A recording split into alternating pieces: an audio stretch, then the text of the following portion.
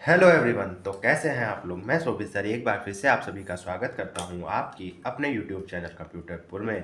तो जैसा कि आप सभी को पता था, हम लोग अपने यूपी ट्रिपल एस सी पेट एग्ज़ाम के लिए हिंदी पढ़ रहे थे, जिसमें हम लोगों ने कई सारे टॉपिक पूरी तरीके से कंप्लीट कर लिए थे, जिनके बारे में आपको पता भी होगा। जैसे कि हम लोगों ने विलोम शब्द, मुहावरे, ये टॉपिक पूरी तरीके से कंप्लीट कर लिए थे। और जिसके अंतर्गत हम लोगों की लेखक और रचनाएं चल रही थी, जिसके अंतर्गत हम लोगों ने 3 पार्ट पूरे कंप्लीट कर लिए थे, जैसे आदिकाल, भक्तिकाल और रीतिकाल। और साथ ही हम लोगों ने देखा था अष्टछाप के कवियों के बारे में, वल्लभाचार्य जी के बारे में, विट्ठलनाथ जी के बारे में। अष्टछाप के कवि थे, उनकी भाषा क्या थी, किस सन में स्थापित किया गया था, सारी जानकारियाँ हम लोगों ने प्राप्त की थी। तो आई होप आप लोगों को अच्छे से समझ आया होगा उस वीडियो में। ये हम लोगों का एक न्यू वीडियो होने वाला है, जिसमें हम लोग आधुनिक काल, गद्य काल की बात करेंगे और उसके कुछ महत्वपूर्ण, कुछ क्या समस्त महत्वपूर्ण लेखकों को देखेंगे। तो थोड़ा सा वीडियो लॉन्ग भी हो सकता है। आप सभी के परीक्षा की डेट आ चुकी होगी। आई थिंक आप लोगों को एडमिट कार्ड भी मिल गया होगा। ज़्यादातर लोगों का बरेली, लखनऊ लगा है सेंटर। तो आप लोगों को अग्रिम शुभकामनाएं। हम लोगों का जितना सिलेबस कंप्लीट हो पाया है, उसी पे अच्छे से तैयारी करी जाएगी। एक दो टॉपिक नहीं रह पाए तो उसके लिए क्षमा चाहते हैं। आगे से इससे पहले से क्लासेस स्टार्ट की जाएंगी, जिससे आप लोगों का सिलेबस समय से पूरा हो सके, जिसके लिए आप सबसे एक बार पुनः क्षमा चाहते हैं। लेकिन फिर भी जितना हो गया है, उतने में से आपका, अगर ध्यान से पढ़ा तो उतने में से भी आपका बहुत ही ज़्यादा पूछा जाएगा, क्योंकि हम लोग की क्लास अभी कुछ ही दिन पहले तो स्टार्ट हुई थी। और ज़्यादा बर्डन होने की वजह से तो रेगुलर क्लासेस भी नहीं हुई आप लोगों की। तो कुछ टॉपिक रह गए हैं, कुछ बाकी। विलोम शब्द, मुहावरे सबसे ज़्यादा पूछे जाते हैं, रचनाएं सबसे ज़्यादा पूछी जाती है, रचनाओं के बिना कोई पेपर ही नहीं रहता। तो ये कुछ टॉपिक बहुत ज़्यादा पूछे जाते हैं, तो इम्पोर्टेंट टॉपिक हम लोगों ने उठा लिया है। तो आज हम लोग बात करने वाले हैं आधुनिक काल के बारे में। किसके बारे में? आधुनिक काल के बारे में। आज ज़्यादा कलरफुल भी करके नहीं लिखा है, जिससे आप लोगों का समय बच सके, क्योंकि बहुत ही अर्जेंटली में नोट्स आप सबके बनाने पड़े हैं। तो आई होप आप सभी लोगों को समझ आएगा। और अगर मैं बात करूं कि टेलीग्राम की, तो टेलीग्राम पे आप लोगों को एक बार दिखा देना चाहता हूं। जैसे अगर हम लोग बात करें टेलीग्राम की, तो ये देखिए, मैं टेलीग्राम ओपन कर लेता हूँ। ये देखिए हम लोगों का है कंप्यूटर पर, जिस पे आप लोग देख सकते हैं 1 2 3 4 5 पीडीएफ पड़ी हैं, जिसमें जैसे अगर मैं ये पीडीएफ ओपन करूँ, तो आप लोग देख सकते हैं सब आपको मिल जाएगा। अष्टछाप के कवि, 1565 ईस्वी में स्थापना हुई। इसकी भाषा क्या थी? ब्रजभाषा थी। वल्लभाचार्य के शिष्य सूरदास, कुंभन दास, परमानंद दास, कृष्णदास, विट्ठलनाथ के शिष्य छीत स्वामी, गोविंद स्वामी, चतुर्भुज दास, नंद दास। ये आपको समस्त पीडीएफ में मिल जाएंगी, जिसको आप लोग चाहें तो डाउनलोड कर सकते हैं। और ये एक साथ आपको पीडीएफ मिल जाएंगी। जैसे ही आप लोग ग्रुप ज्वाइन करेंगे, आपको समस्त मिल जाएंगी। जैसे ये मुहावरे की भी है, पूरी पीडीएफ है मुहावरे की। रंग बदलना, परिवर्तन होना, रंगा सियार, ढोंगी, बछिया का ताऊ, अत्यधिक मूर्ख व्यक्ति, मुहक्की खाना, हार जाना, समस्त आपको मिल जाएंगे और बहुत अच्छी क्वालिटी में। तो आपको इसीलिए टेलीग्राम भी दिखा दिया गया। हम लोगों का चैनल का नाम भी आप लोग देख सकते हैं, कंप्यूटरपुर दिख रहा होगा आप लोगों को। तो इसी को आप लोग को ज्वाइन करना है, लिंक आपको डिस्क्रिप्शन में मिल जाएगा। तो चलिए, आज आप लोगों का ज़्यादा समय वेस्ट ना करते हुए शुरू करते हैं आज का आप लोगों का वीडियो, जिसमें हम लोग बात करने वाले आधुनिक काल के गद्य काल के बारे में। जिसमें फर्स्ट हम लोगों के लेखक है रामधारी सिंह दिनकर जी। क्या है? रामधारी सिंह दिनकर। आप लोगों को ये बताना है कि रामधारी सिंह दिनकर जी को कहा क्या जाता है। इनका प्रचलित नाम एक और है, वो क्या चलता है। ठीक, ये आप लोगों का इतना सा छोटा सा वर्क है आप लोगों का। ठीक, अब इनकी रचनाएं देखते हैं जल्दी से। फर्स्ट है रेणुका, सेकंड है हुंकार, थर्ड है कुरुक्षेत्र, फोर्थ है उर्वशी, फिफ्थ है रश्मि रथी, सिक्स है रसवंती, सेवन्थ है हारे को हरिनाम, आठ है परशुराम की प्रतीक्षा, परशुराम की प्रतीक्षा, नवा है नील कुसुम, 10वां है बापू। ये 10 रचनाएं हम लोगों ने देखी रामधारी सिंह दिनकर जी की। और अब आप लोग इसमें से इंपॉर्टेंट मत निकालिएगा, और कोई भी आप लोग इसमें से ट्रिक निकालने की कोशिश प्लीज़ मत कीजिएगा, क्योंकि ये अंतिम समय है। आप लोग बस वीडियो को 2 से 3 बार देखिएगा, आप लोगों को ध्यान हो जाएंगी। और जितनी ली गई हैं वो सभी, ये सब पीवाईक्यू ही लिए गए हैं। कोई नए रचनाएं नहीं ली गई जो हर बार किसी ना किसी एग्जाम में पूछी जाती हैं, चाहे वो रेलवे का हो, चाहे किसी भी जगह का हो, रेलवे हो, पेट हो, या टेट हो, या सुपर टेट हो, कोई भी एग्जाम हो, उन्हीं से ली गई हैं। ये सब पीवाईक्यू ही हैं। अब कई लोग कहेंगे पेट में नहीं आई है। पेट में नहीं आई है मैं मानता हूँ, लेकिन किसी ना किसी एग्जाम में पूछी गई, मतलब ट्रेंडिंग में है। ट्रेंडिंग में है, वही तो इसमें रचनाएं ली गई हैं। और जरूर इसमें से एक ना एक जरूर फंसेंगी जरूर। तो फिर से एक बार देख लेते हैं। फर्स्ट है रेणुका, सेकंड है हुंकार, थर्ड है कुरुक्षेत्र, फोर्थ है उर्वशी, फिफ्थ है रश्मिरथी, सिक्स है रसवंती, सातवें है हारे को हरिनाम, 8वां परशुराम की प्रतिष्ठा, 9वां है नील कुसुम, 10वां है बापू। 10 रचनाएं हम लोगों ने देख ली रामधारी सिंह दिनकर जी की, और आप लोगों से कहा गया इनका क्या नाम है वो आप लोगों को कमेंट करके बताना है। और फिर नेक्स्ट देखते हैं, ये है हम लोगों का सच्चिदानंद हीरानंद वात्स्यायन अज्ञेय जी। कई कई बार पूछा जाता है अज्ञेय का पूरा नाम क्या है, तो आप लोगों को याद कर लेना है सच्चिदानंद हीरानंद वात्स्यायन अज्ञेय। कई लोगों को नहीं ध्यान होता है, तो मुश्किल से 5 से 6 बार प्रैक्टिस करिए, याद हो जाएगा। जैसे मुझे याद है वैसे आपको भी याद हो जाएगा। सच्चिदानंद हीरानंद वात्स्यायन अज्ञेय, सच्चिदानंद हीरानंद वात्स्यायन अज्ञेय, 5 से 6 बार आप लोग बोलिए, आपको याद हो जाएगा। तो इनकी रचनाएं हम लोग देखते हैं। फर्स्ट है आंगन के पार द्वार, आंगन के पार द्वार। सेकंड है महावृक्ष के नीचे।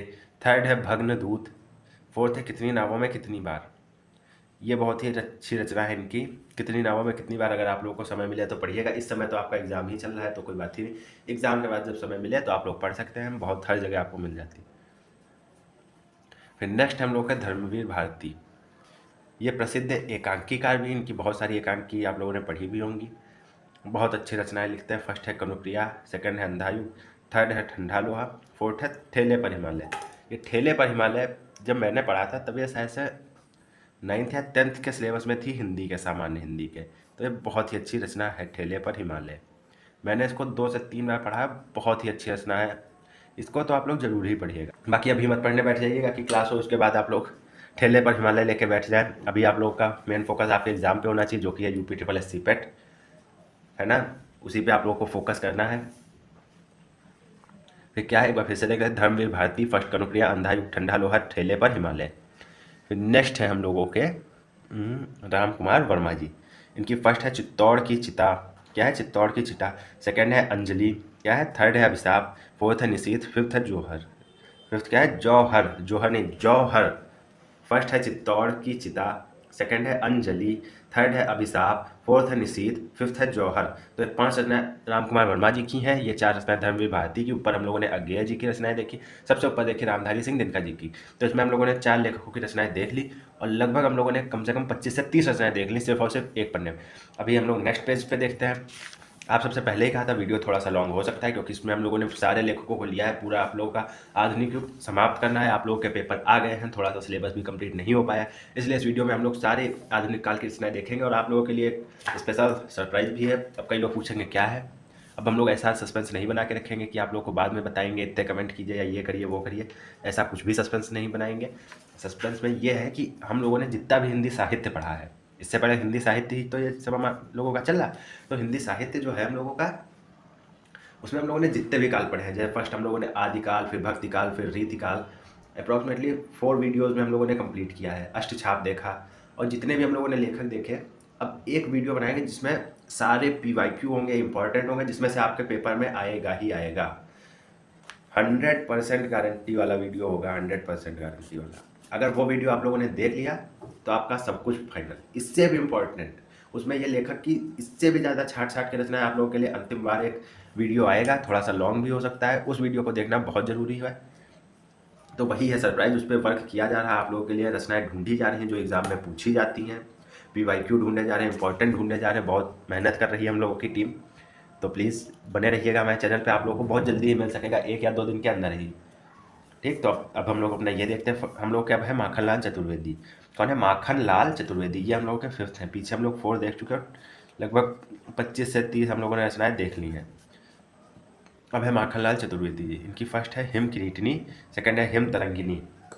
फर्स्ट है हिम किरीटनी, सेकंड है हिम तरंगिनी तरंगिनी। फर्स्ट है हिम किरीटनी, सेकंड है हिम तरंगिनी, थर्ड है माता, फोर्थ है साहित्य देवता, फिफ्थ है कृष्णार्जुन युद्ध, कृष्णार्जुन युद्ध। फर्स्ट है हिम किरीटनी, सेकंड है हिम तरंगिनी, थर्ड है माता, फोर्थ है साहित्य देवता, फिफ्थ है कृष्णार्जुन युद्ध। तो ये 4 रचनाएं हम लोगों ने देख ली। अब कई बार पेपर में कैसा क्वेश्चन आता है, जैसे आपसे हम लोगों ने पूछा था रामधारी सिंह दिनकर जी को किस नाम से जाना जाता है। कई बार लेखक से रिलेटेड क्वेश्चन आते हैं, हम लोग आपको लेखक से रिलेटेड क्वेश्चन भी बताते चलते हैं, क्योंकि आप लोग के एग्जाम आ गए हैं, वीडियो लॉन्ग ना हो, आपका सिर्फ इंपॉर्टेंट मटेरियल दिया जाए, इसलिए लेखक से रिलेटेड क्वेश्चन नहीं बताया जा रहा है। ध्यान रखिएगा, लेखक से रिलेटेड क्वेश्चन भी आते हैं।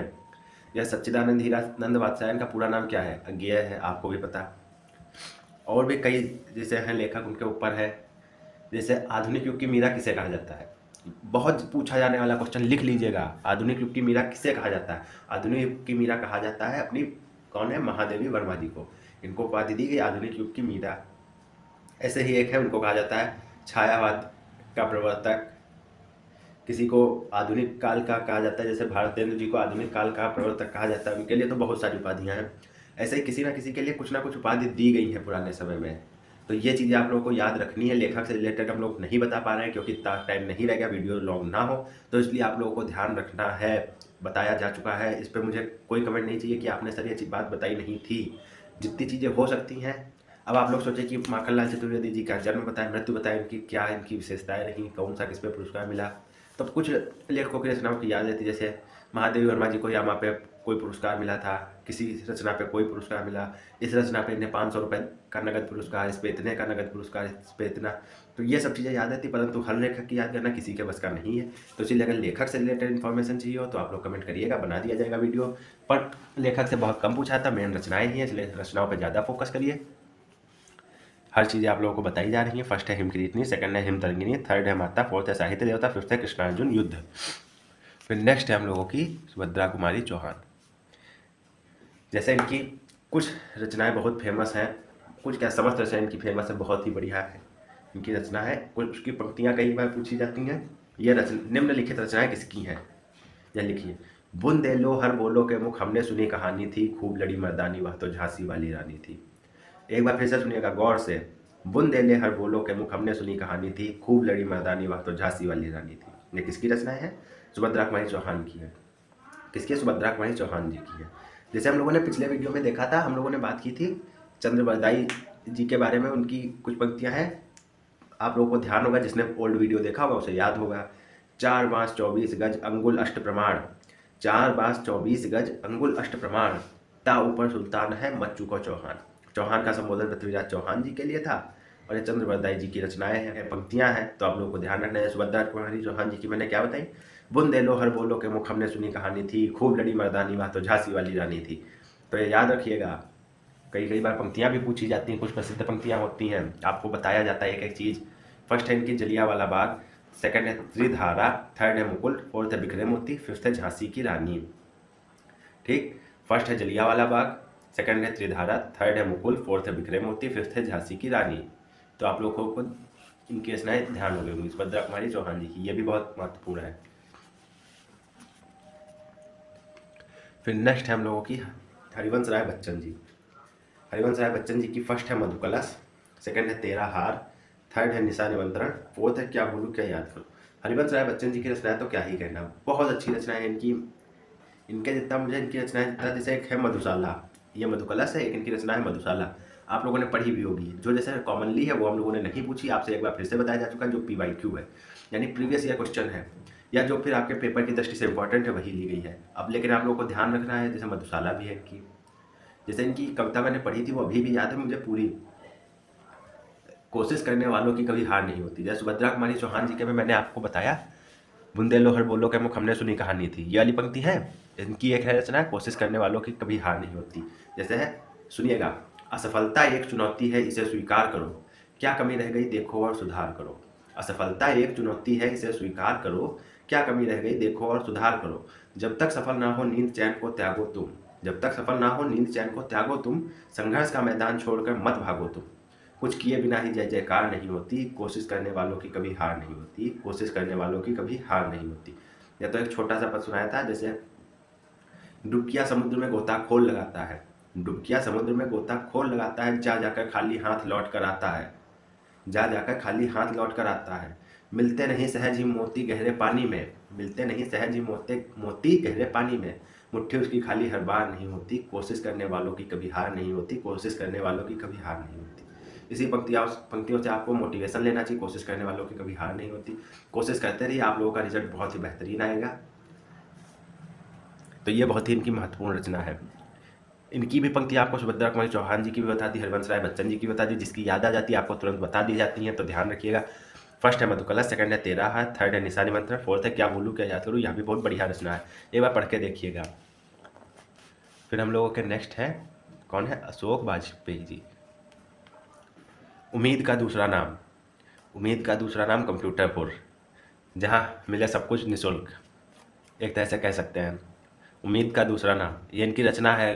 ठीक। सेकंड है समय के पास समय। थर्ड है भिक्षा। फोर्थ है कभी कभार फिलहाल। फिफ्थ है फिलहाल मैं किसी और का हूँ फिलहाल।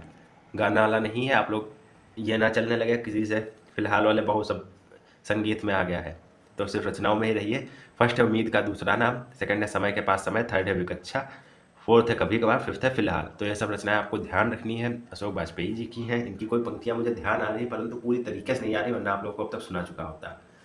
तो आप लोगों को लेखक के बारे में भी थोड़ी बहुत जानकारी करते रहना है। फिर नेक्स्ट है हम लोगों के केदारनाथ अग्रवाल जी। में भी आप लोगों को क्लियर दिख रहा होगा। फर्स्ट है फूल नहीं रंग बोलते हैं। क्या है? फूल नहीं रंग बोलते हैं, ये भी बहुत महत्वपूर्ण रचना है आती। सेकंड है सूर्य। क्या है? सेकंड है सूर्य। अब अच्छा, इतनी आप लोगों को रचनाएं बताई जा चुकी हैं, तो एक क्वेश्चन मैं भी पूछ सकता हूँ। जब इतनी बताई जा चुकी, इस वीडियो में ही मैंने आप लोगों को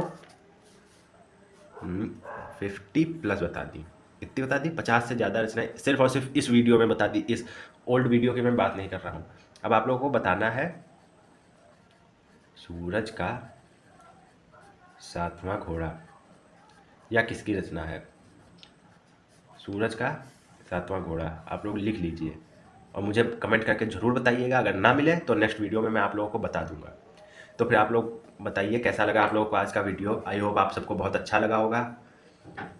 और ऐसे ही इंटरेस्टिंग वीडियोस के लिए, अच्छी तैयारी के लिए, आप लोग के एग्ज़ाम तो चलिए पड़ोसी आ गए हैं, ऐसे ही वीडियोस के लिए हमारे चैनल को सब्सक्राइब करिए और अपने फ्रेंड्स के साथ भी शेयर करिए, जिससे उनकी भी तैयारी अच्छी हो सके। और चैनल को सब्सक्राइब करिए, वीडियो को लाइक करिए और फ्रेंड्स के पास भी शेयर करिए। फिर मिलते हैं आपके साथ नए, जिसके बारे में आपसे ऊपर बात की गई है, जिसमें आपको एक वीडियो में ही आपको पूरा रिवीजन करा दिया जाएगा रचनाओं का, जिसमें से गारंटी ली जा रही है कुछ ना कुछ रचनाएं फंसेंगी जरूर। अगर उन लेखकों के बारे में आई तो वो वीडियो पूरा देखिएगा। तब तक के लिए जय हिंद।